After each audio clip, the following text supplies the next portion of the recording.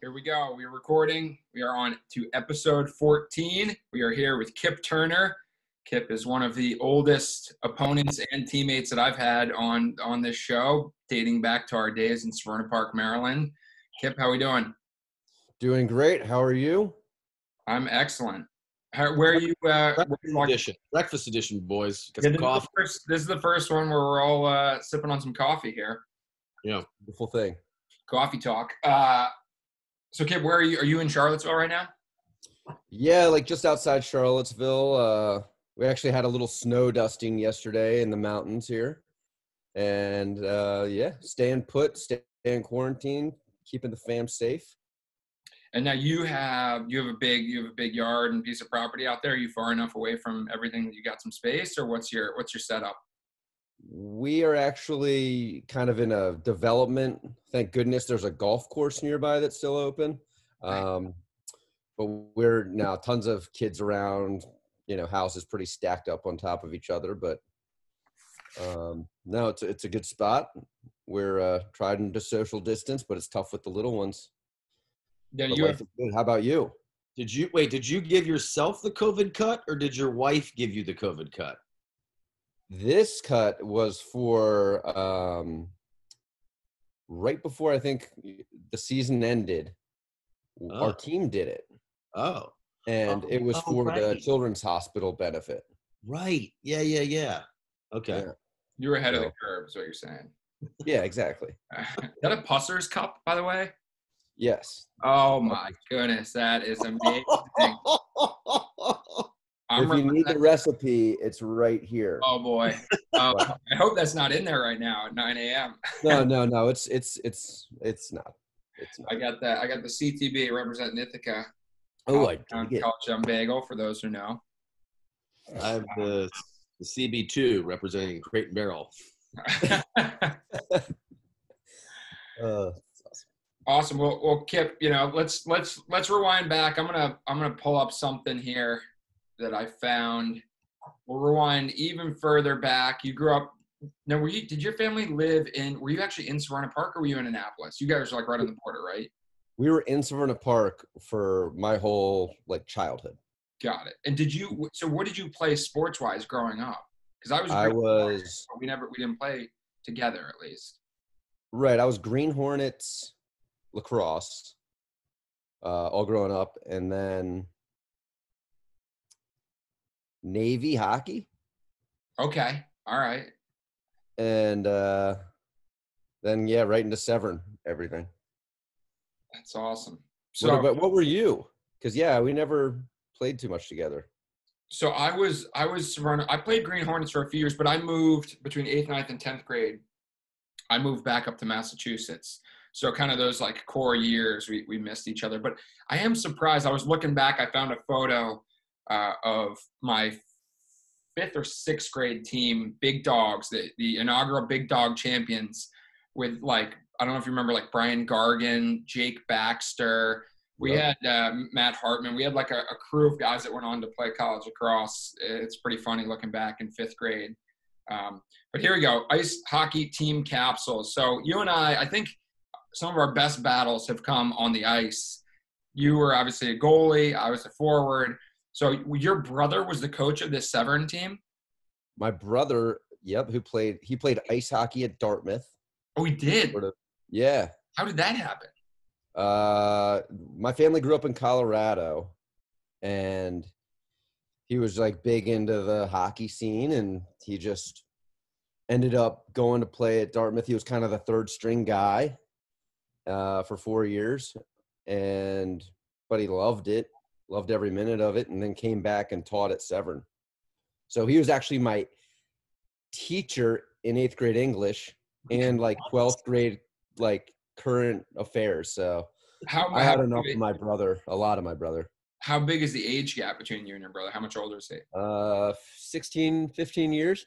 Okay. All right. So there's a significant gap there. So he was kind of like a second father figure to you, I guess, or uncle. Yeah, in a lot of ways. And he's always he always would talk to me before games and after games. And he was awesome. He was awesome throughout What was college that career. like in class? I gotta imagine the ribbing that you took from like your buddies and other classmates about like if you got a good grade, oh, you give you the answers. If you didn't get a good grade, it's like, well, you an idiot. Like that's a no-win situation. He kept me steady at like a B plus, so like not too high but not too low. Yeah. And I think he was harder on me than anything. So Yeah. if he was going to be anything, he wasn't like he kicked me out of class a couple times for just being an idiot. So like he was harder on me than anything. Right. Yeah, that makes sense. And was hockey for you? Obviously, he grew up playing, and then you guys moved to Maryland. Did you always know that you were going to go the lacrosse route for college, or was that like, because I thought I was going to be a hockey player and a college hockey player, and it really wasn't until we moved back to Severna Park in 11th grade. I was like, oh, maybe actually lacrosse is what's going to get me into college. Did you always know you were going to go the lacrosse route, or start knowing that pretty early? My path was kind of weird, but I always wanted to be a soccer player, to be totally honest. So I wanted to play soccer in college, like freshman, sophomore year.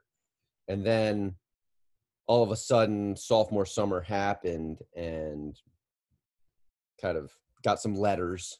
And then I was like, okay, I guess I'm playing lacrosse, because only got one letter for playing soccer. It was like Towson or something.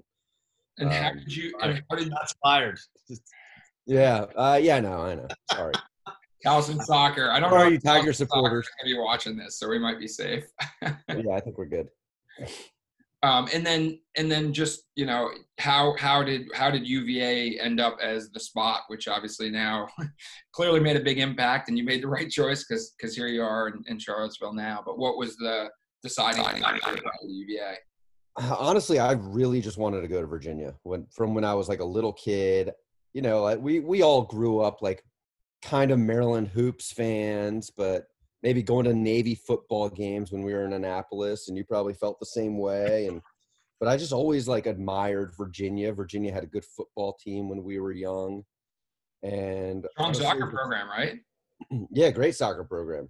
So I just admired the school from afar, sort of. Never really went down there, and then all of a sudden, I just really Tillman Johnson was kind of the guy that was like, dude, you are the man, when I was like a little kid and I want to be like you. And all of a sudden he goes to Virginia. I become the biggest Virginia fan. Great color scheme, good education. I'm sold. And have you other got schools recruited me? Like, I know you remember the recruiting process, but like a guy like Matt McMonagle, Jesse Schwartzman, Bud Petit, myself, Alford, Queener, all goalies in this class it was a pretty darn good class of goalies. Ethan Vetter, who ended up being a long stick mid-year. Yep. I know. It was crazy. And I really wanted to go to Virginia. I had my heart set on it. They take this in-state kid, Bud Petit. Right. And I'm just like, oh my gosh, I'm not going to go to Virginia. Like, this sucks. And I actually talked to McMonagle, and he kind of wanted to go to Virginia too. And we're both like, well, I guess we got to look elsewhere, don't we? And I think it was my brother actually who was referenced in that hockey article. He's like, dude, tell coach how you feel and just do it. And I was like, okay. So I was like, I called Dom, and I was like, well, I get an equal chance if I come to Virginia, because I know you're looking to get 2 goalies in the class. And he's like, well, yeah, we'll give you an equal chance. Like, if you earn it, you earn it. And that was it. I was like, I'm going to Virginia. When you bring up an interesting point, we've talked a little bit about recruiting in these, but we haven't talked, the only goalie we talked to was Doc, and we didn't really talk too much about his recruiting experience. But from a goalie perspective, you bring up such an interesting point. You just brought up like 8 to 7 or 8 goalies right there.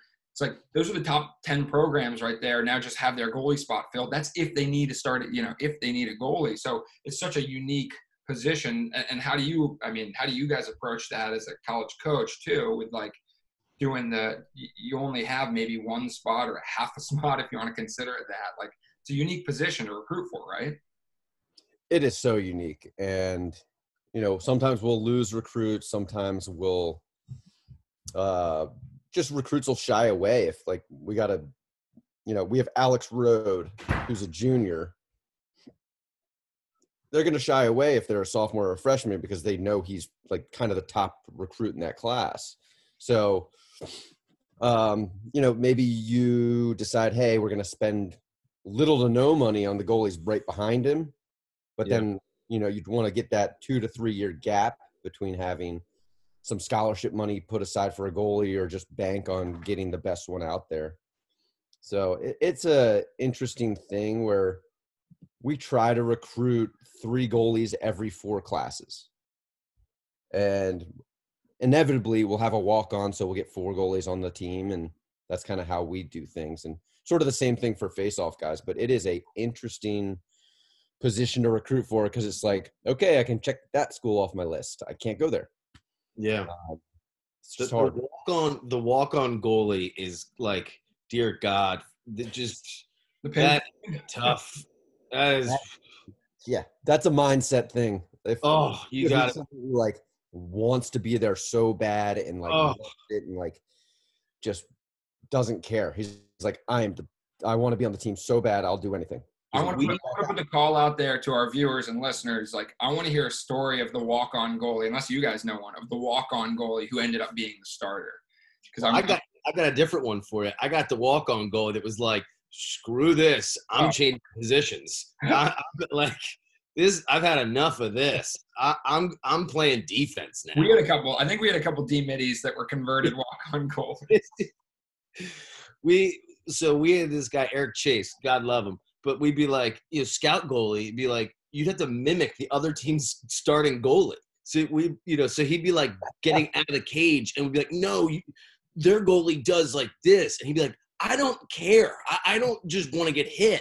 And then eventually he was just like, I'm not doing this anymore. I'm playing defense. Did you make him play offhanded when it was the opposite hand goalie?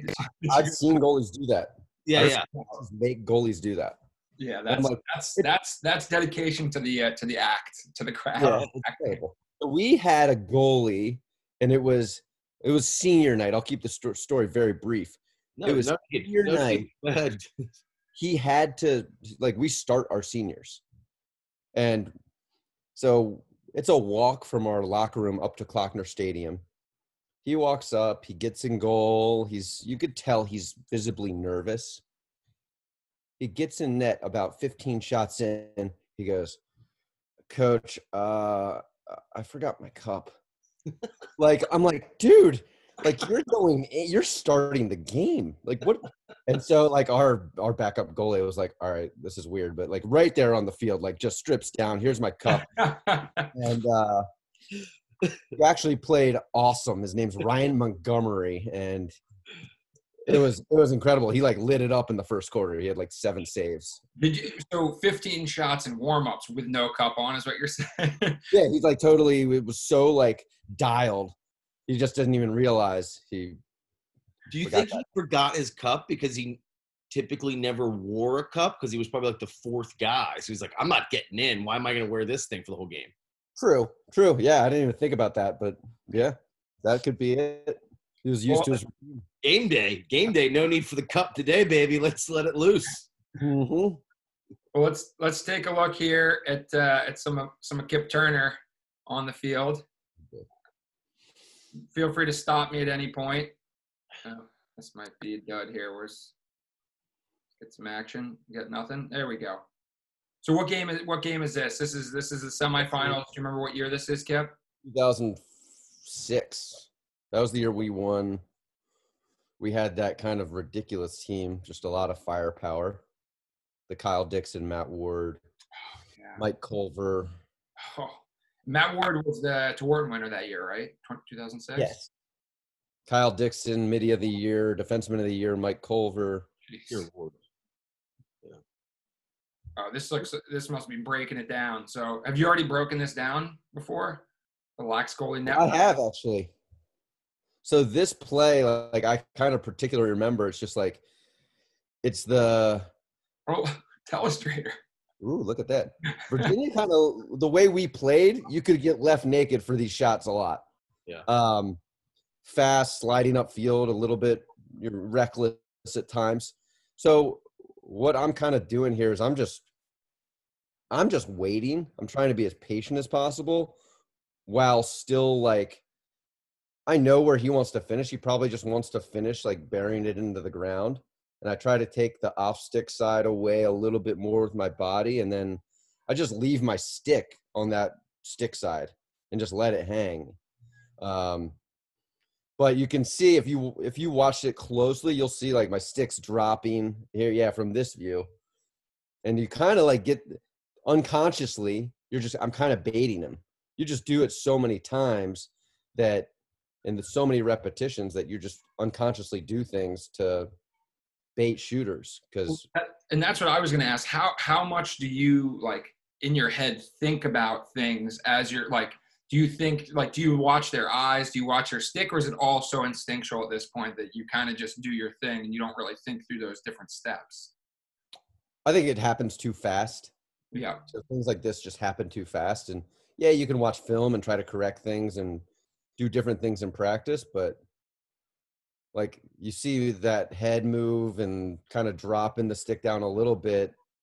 I don't know what that is, but it's instinctual and it's a little bit of a bait move. Do you think your hockey goaltending and lacrosse goaltending, do you see any carryover between the two of those, or was it because you were a goalie in ice hockey? Yeah, so much you wouldn't believe. Real, and is that the feet so much, or the angles, or a little bit of everything? It's more the angles and like cutting angle. Like how can you make yourself as big as humanly possible while keeping solid position? And honestly, that's how I coach my guys. Is like if Mitch Belisle is stepping in from 15 yards, I'm going to, first of all, I know you shoot the heck out of the ball. I'll never forget the MLL Combine when you like stuck like 4 goals. I feel like, I don't know what happened, but somebody finally let you shoot. I was not going to bring it up this early, but I was going to eventually get to that. I think I only had 1 goal, but I think I had a 2-bomb. I think it was a 2-bomb. Oh, definitely. And I was actually going to bring this up. I would argue that for my memory, that you are better in tight and like almost one-on-one than with outside shots. Do you feel the same way? Me to the punch. Interesting you bring that up. I'd like to think that where I struggle is that 5 to 10 yards. I think I like the 15 yards. I hate it when guys that don't know what they're doing are shooting from 15 yards. There it is. Yeah. Guys that are used to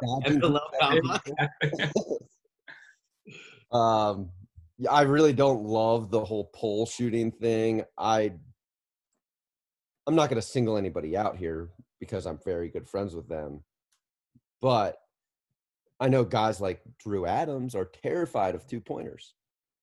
Like, terrified. Yeah. And that's like in the scouting report. I remember when we were playing, like, hey, he doesn't like these. Just take them. Just do it. See what happens.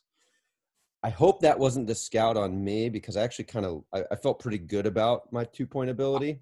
It's funny. I agree with you. It was like that even like the 7 to 9 range where you're like, it's like right on the border of should you slide or should you not slide.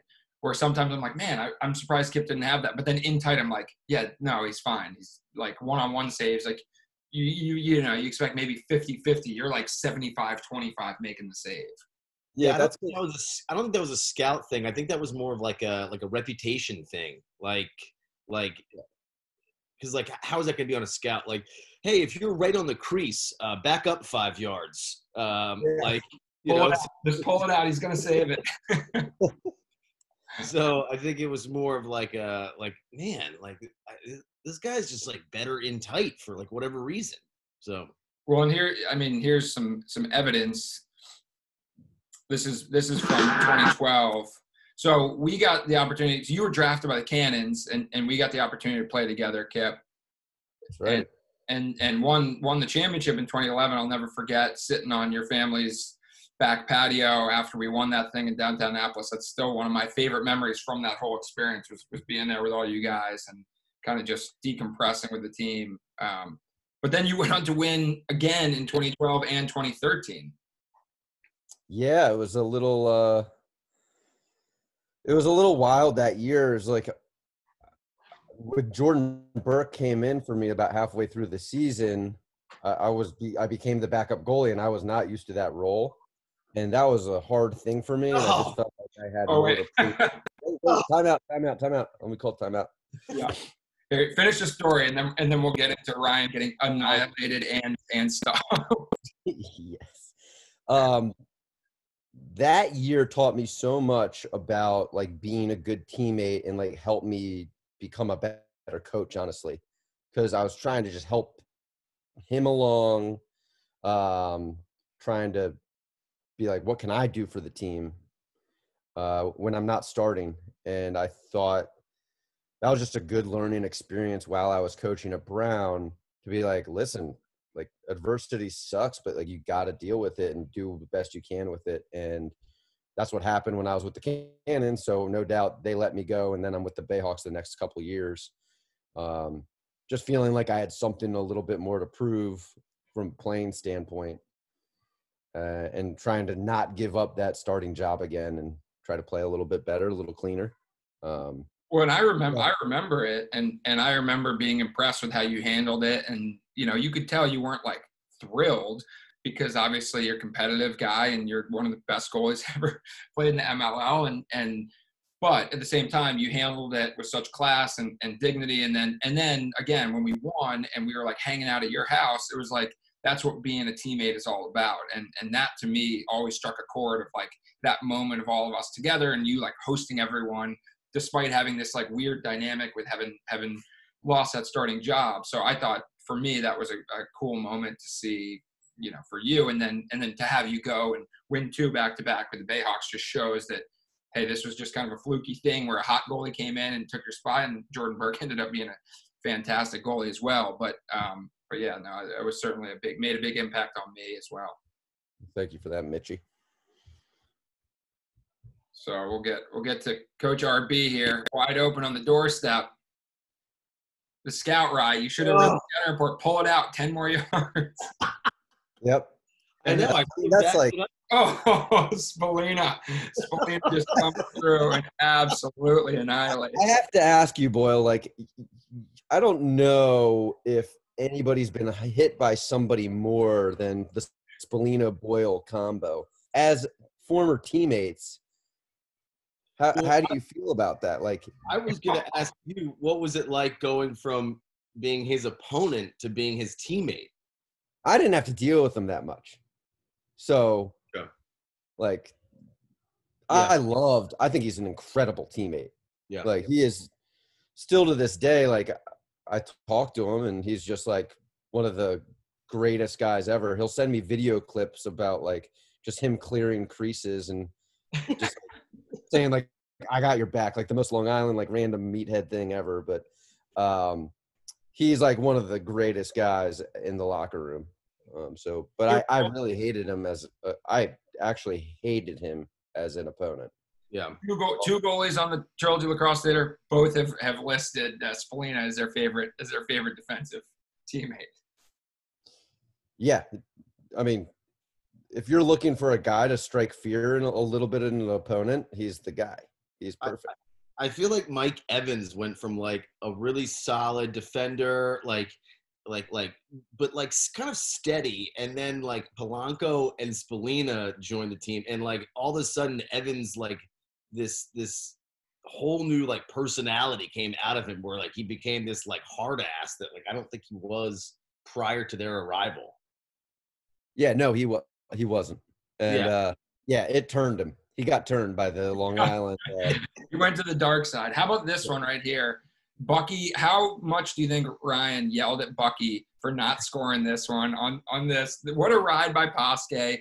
Boyle moves at the one more. Bucky wide open net. Just throws a meatball in dead center of the net. I mean, he saw net. He went for it. I get what he saw, but I know. Well, first of all, it's just a video of random things happening. Pasque's riding. Like, what the heck? And, the ball. Rap check. Yeah, the rap check. I mean, and he dives. He gets dirty. Look at Boyle that. with a great one more. I got to give it to you. That was a great one more. He's got his inside shooting hand available. He is ready to rip it. If you're going to ever throw an empty net shot, you put it low or you bounce it. Or just one kind of hitch, right? Like a hitch to Or let he could have just walked in, right? I guess. Oh, you know what? His foot was on the 2, so maybe he was trying to. But Kip, the hustle to get back in the net. Hustle. I mean, hustle. Why are you out of the net right now? Because he was providing some support. Oh no, yeah, supporting Reynolds. I'm waiting him to roll away. I'm his outlet, but I was just forcing Buchanan to take a terrible shot. That's all. Now I would say you get fired up. You're not a super vocal screamer, but you definitely, when you get fired up, you can tell. I like that about you. You know when Kip Turner's excited. Yeah, you gotta wear it on your sleeve a little bit. Why not? So you guys won that year, and who'd you guys play? Where was the final of that 2012 season? 2012 was in Boston. They beat us you guys in the semis. We were up. And they hit 3 2-bombs, like bang, bang, bang. And it was like the game's over. The game just ended. Like, do you remember that? Like Dixie leaned in. They did that sweep, that like over the top, like 3-man weave kind of sweep, and we could not defend it for the life of us. I remember we called it counter. That was Coddle's thing. Like that was right when UNC started doing that. And it was just like, we called it like, it was pass down, pick down, pass down, pick down.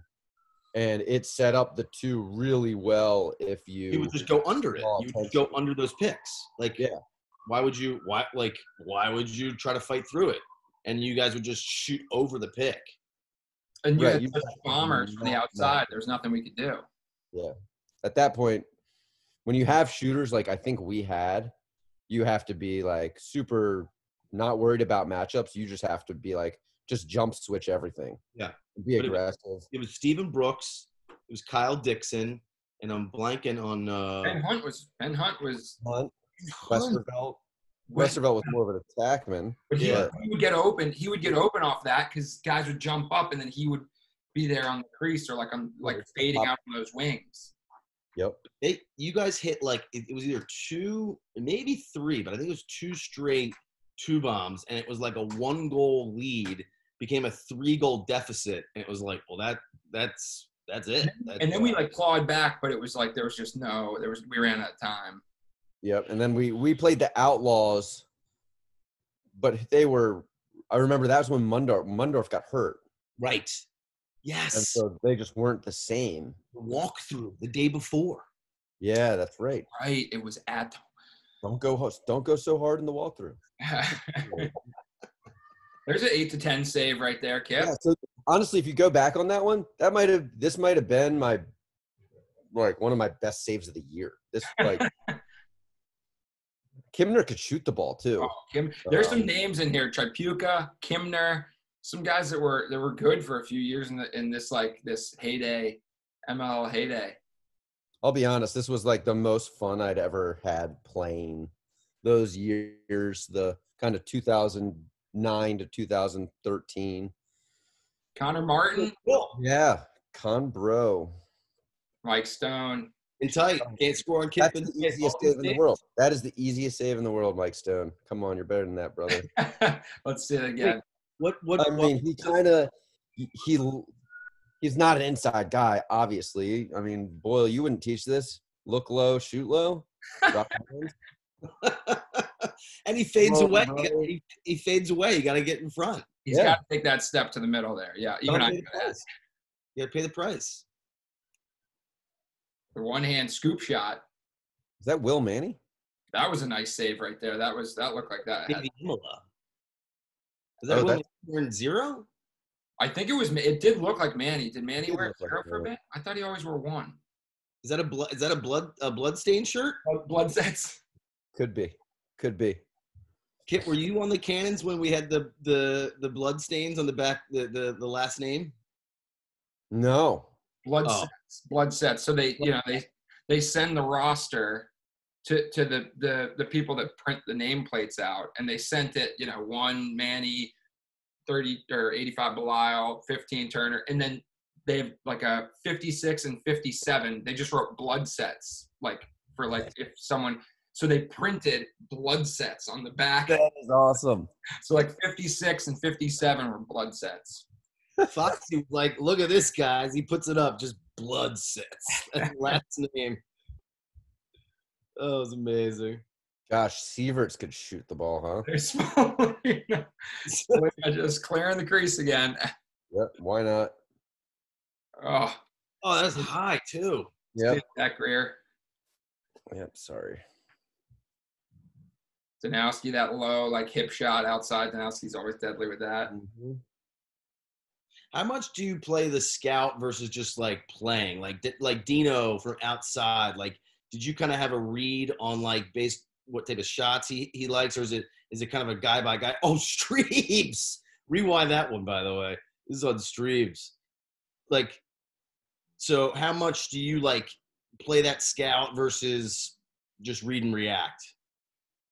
I mean, you definitely learn about all these players the more you play against these guys so much that is you have your own bank of scouting report.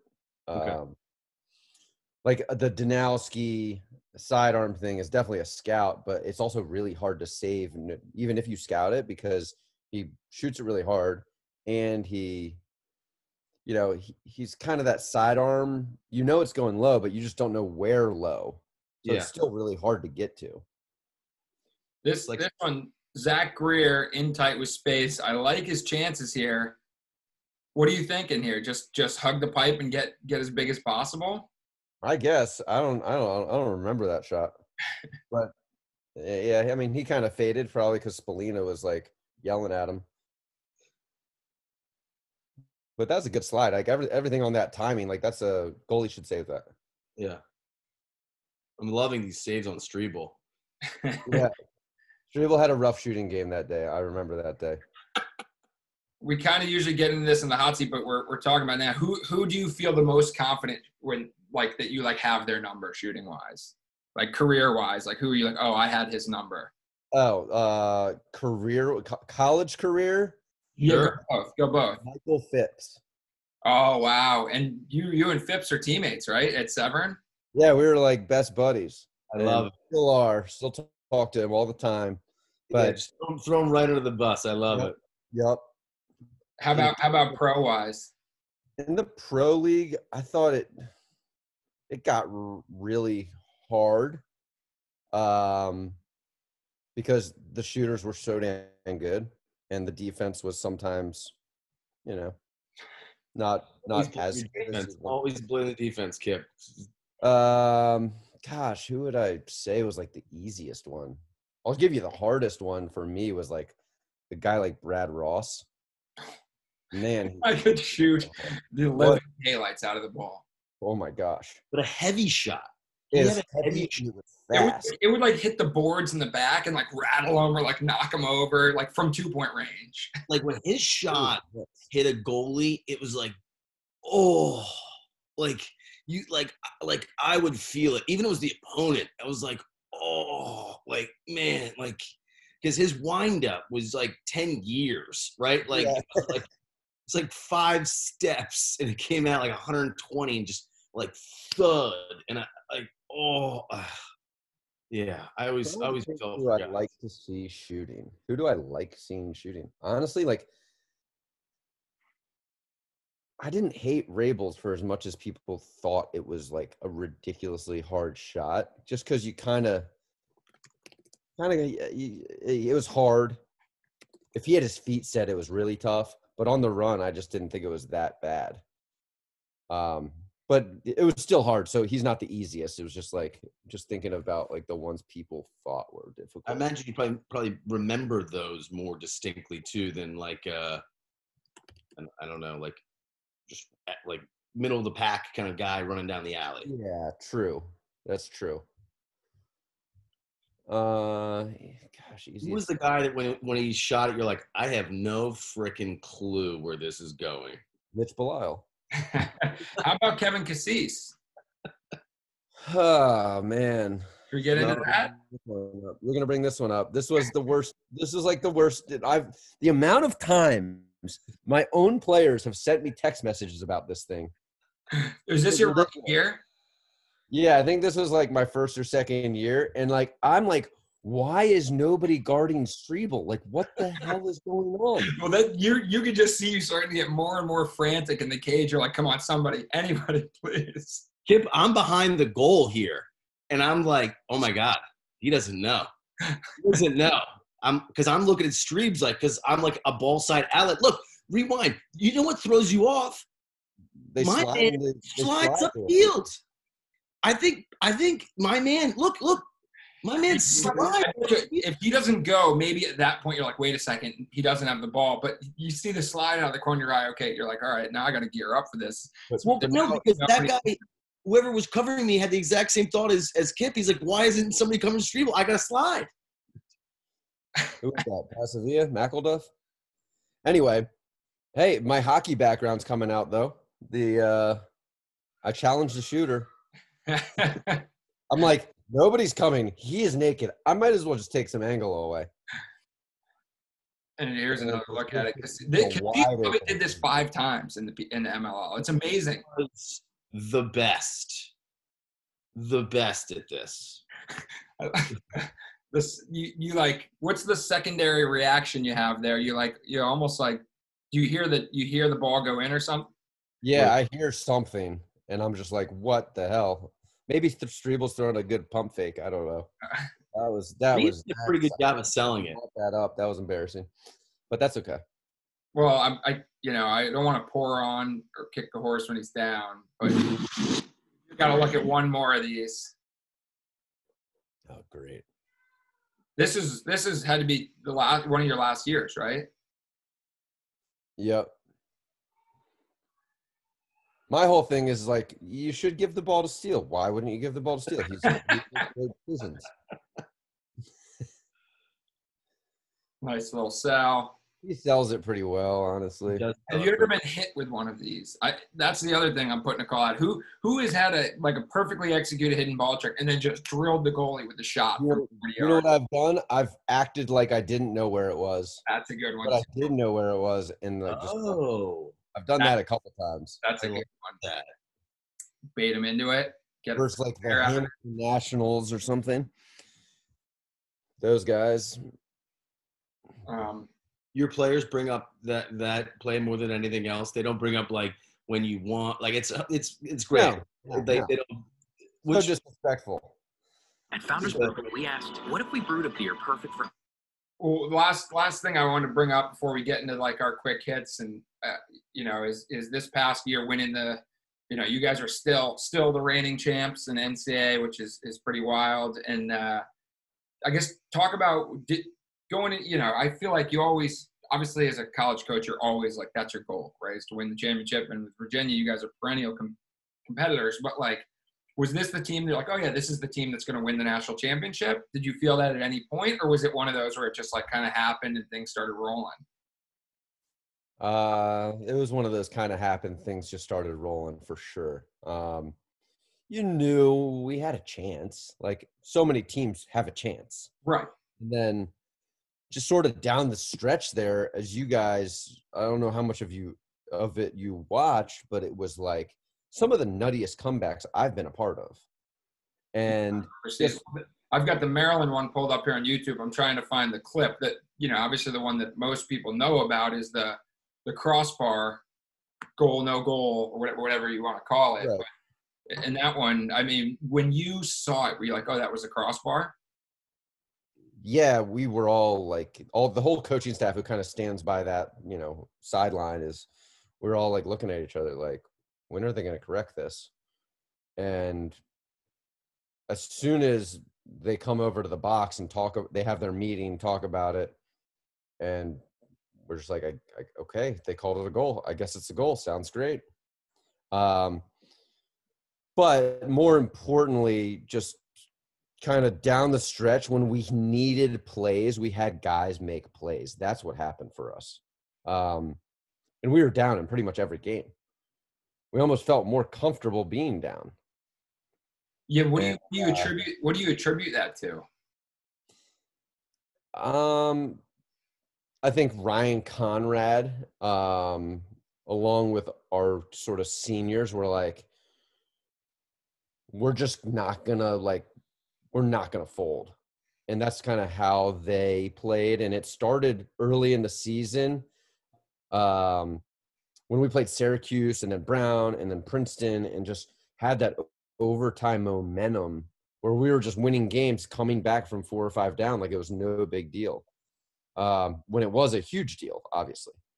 I just think our mentality was like, whatever, we can come back from any deficit. Like, we just got to keep grinding. And we inevitably, just the way we play, we have like little lulls in games. And it would happen so often in the second, third quarter, just because we play fast, we take chances, and sometimes things just aren't clicking. And that's where we might go down. We might, bring teams back to even with us, but we just felt like in the fourth quarter we could hang with anybody. And between Ryan Conrad and our face-off guy, Petey LaSala, we just weren't going to be denied in fourth quarters on face-off wings. And then all of a sudden you win that face-off, you're going offense repeatedly. And Petey was so good at figuring face-off guys out by the end of the game. And then he just kept getting really dialed. And he didn't lose a face-off in the fourth quarter in overtime to Maryland, which is crazy. And they have a really good face-off group. Yeah. Now, so, when you guys, how do you practice? Is there anything you guys do or thing you can point to other than the players that you guys do from a coaching staff that's like, oh, this is how we instill that confidence, that loose style of play, that hang it all out there, or is it you think it's largely just driven by the personnel that you guys have? It's a little bit of I'm having trouble hearing. Sorry, Siri. It's a little bit of a combination of both. I think it was the swagger of the team that we had so much to prove that a Virginia team, Virginia hadn't been thought of in the top 10 or so for 6 years. And it was time, they wanted to put that class wanted to put Virginia back on the map, and we're just not going to be denied type of deal. But in practice, in scenarios that we do, we make things so competitive in practice. We want there to be a winner and a loser every day at practice. So next to our drills, we'll label the drills that we keep score on. And we have a scoreboard live going the whole time, keeping score, blue versus white. And sometimes it's a blowout, but most oftentimes it's a really close game. Sometimes it's first versus second. Sometimes it's mixed bag. But the guys know the score, and they care. And that's just a carrot you dangle to make them care. That's awesome. I love that. And the punishment's the stupidest punishment in the world. It's oh, the losing team, you have to ball search the far end. Yeah, that's not what it's but about. They care. But it matters. Right. College kids just want to compete, and you want to give them ways to compete. And I think that is kind of the culture we built. And I think that, Coach Tiffany and the senior class there just did a great job instilling that culture. Well, you're probably one of the few guys, that has won a national championship and then coached their alma mater to a national championship. I know Petro has done it as well. Benson Irwin. Yep. So Bobby Benson. Sorry, Bobby Benson. So I guess what would you say? Can you rank one over the other? Which one was more rewarding? Coaching, way better. Wow. Because you're with these guys for 4 years. You've already done it. That's kind of the issue with it, right? You've done it. So it feels so good for them to feel that feeling that you felt years ago. You're just so happy for them. You want it so bad for them. You can't do anything to control it besides, stand on the sidelines and put in a couple schemes here and there. But gosh, you just feel so happy for them. So definitely seeing their reaction afterwards, that was way better than, winning it myself, in my opinion. And also coaching, I feel you put in so much work, time, effort, energy you recruited some of these guys. Like, I don't know. It's almost like it's my full-time job, whereas playing it was a full-time job, but it was really 3 hours a day. So it's just different. Awesome. All right, we'll get the quick hitter questions. We covered a lot of these actually in terms of, certain things, but we'll circle back to a few of them. What was your favorite all-time place to play at any level? I would go with Navy Marine Corps. I thought that's my favorite place to play. I think it's just such a excellent venue. I mean, I love Klockner. I loved Harvard Stadium when we had that. Any of those big venues are just really cool, but just they're too big. And Homewood is cool, but I have to go with Navy. Just there's like a lot behind it there. Like it just feels cool. I watched football games growing up there, so I think that has to take it the cake. What's the? Oh, sorry, go ahead. What's like what's a part of Charlottesville that like maybe somebody doesn't know about? What's like a secret gem or one of those things that like about, but like maybe somebody that just is kind of breezing through town or doesn't really know the culture of Charlottesville that like doesn't totally get? That's a very good question. I think that for me personally, I like the sort of the being outdoors portion of Charlottesville. If you go 15 minutes west of Charlottesville, you're out in the mountains, and that's where I live. I just think there's so many cool places to go hike. There's there's like the Blue Ridge Parkway where you have some of the coolest views you could ever want to see. And then there's so many like vineyards and like these breweries that just have so much, like you feel like you're in a different country. You feel like you're in like some sort of like, you feel like you're in France, and it's like 2 hours from where I used to live. Like when I grew up, I never thought this would be here. I just think that part of it is like everybody that comes to Charlottesville should see the kind of western edge where, we call it the valley, like where the Blue Ridge Mountains are. And it's just beautiful, especially in the fall.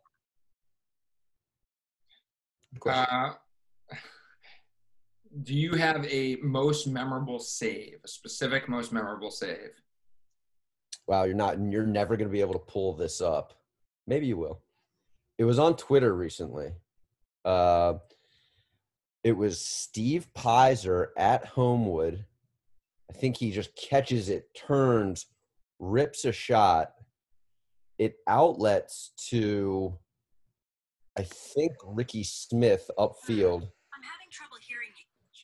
And then just ends up in a goal. It's sort of like this 2-goal swing. I don't know if it was on Virginia's Twitter or somebody else's, Lax Goalie Network potentially. But it was like, that's like my most memorable save, because it was like, I should never have saved that.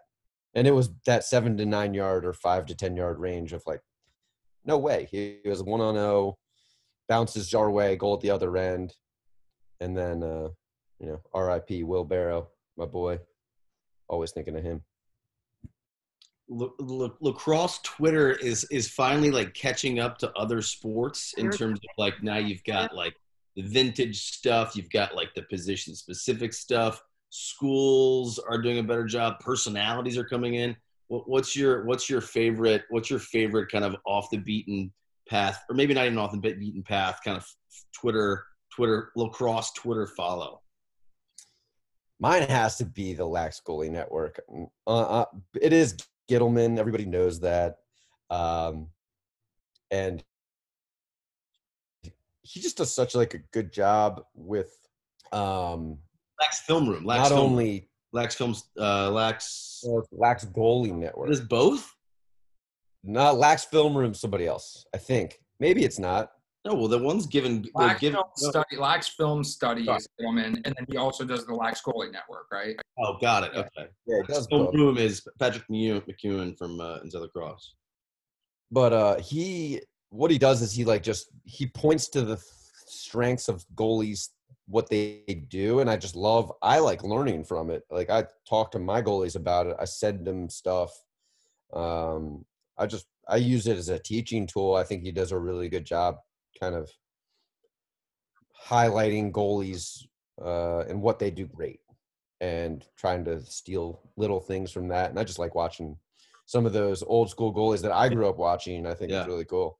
Like Tierney, like Rich DeAndrea from Georgetown, like these random Doherty and all those guys. It's like fun to just revisit it. You brought up Tillman earlier. Have you gotten a chance to get to know him on a personal level and interact with him very much? Yeah, he was like my mentor when I was at UVA, and like I'll never forget my moment of like, oh, okay, I kind of belong here, is when I beat, like, goalie wars is like a thing. Like we did that during practice. I beat Tillman like for the first time in goalie wars. And he's like yelling at the coach. He's like, make it best 2 out of 3. I don't care if we go over our time and skill session. We're doing this again. Like he was like so pissed. And I'm like, yes, I got him. Like I got my idol. And no, he's been awesome. Like anytime I've reached out. What's that? So the student has become the master. Yeah, that's right. Well, I just was a better shooter, I think. He was a better goalie. But he's been amazing. He was actually at our Brown game with his little kids, and he's still like, I use him all the time as like, this is how to play the position. Like his competitiveness was off the charts. And then the biggest thing for me was he was the best practice goalie I've ever seen in my life. Like you couldn't score on him in practice. Like his own team just couldn't score on him. So I thought that was pretty cool. Well, awesome. Well, I know you gotta get the computer over to the wife and just finish with what is the ultimate, if you had to pick one we'll end with what is your all-time best? You've had some amazing ones between MLL championships, national championships as a coach, national championships as a player. Arguably, you got to be in the top of all time winningest goalies at the highest levels. Do you have a number 1A memory of your best lacrosse memory? Wow, my best lacrosse memory wasn't beating Serena Park all those times. Didn't happen in hockey, I'll tell you that much. Yeah, we didn't beat you in hockey. Mitch was an amazing hockey player, Ryan. If you did not know, he was awesome. I did not know. Yeah, he roofed a couple of pucks on me. I know that.